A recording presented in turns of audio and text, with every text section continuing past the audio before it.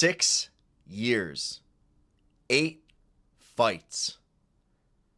6 years, 8 fights. That's how long it's been since Tony Ferguson, El Kukui, has tasted the sweet taste of victory.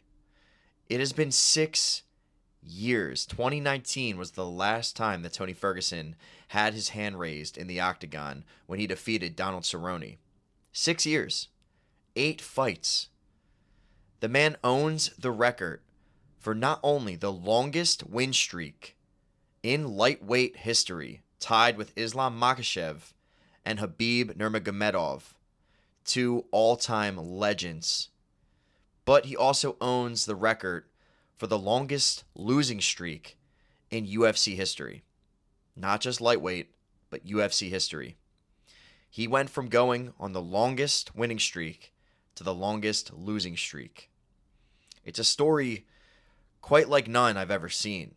And that's why it was so emotional when he finally tasted that sweet, sweet taste of victory against Salt Papi at the Misfits boxing event. And although it's a far cry from the glory days, he defeated a YouTuber, but Salt Papi is a talented boxer when it comes to YouTube boxing. He is no slouch. He's pretty good. And Tony Ferguson getting that victory was just a sweet, sweet victory for a man that has dealt with nothing but pain and agony over the last 6 years. A guy that we once were so excited to see fight, Khabib Nurmagomedov. A fight that had fans divided. Who would win that fight? Would Tony's vicious elbow style defeat Khabib's heavy grappling style? It was a fight that we wanted so badly. A fight that was made several times that kept falling apart. Fate would not have that fight. It kept falling apart.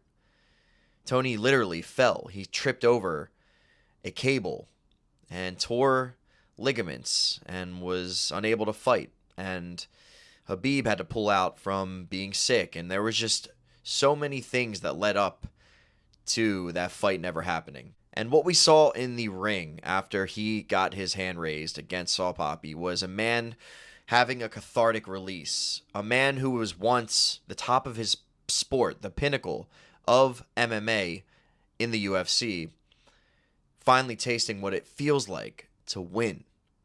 And yes, it's not the greatest victory. It's not a victory over an elite opponent, but it is a victory for a man that definitely deserves one.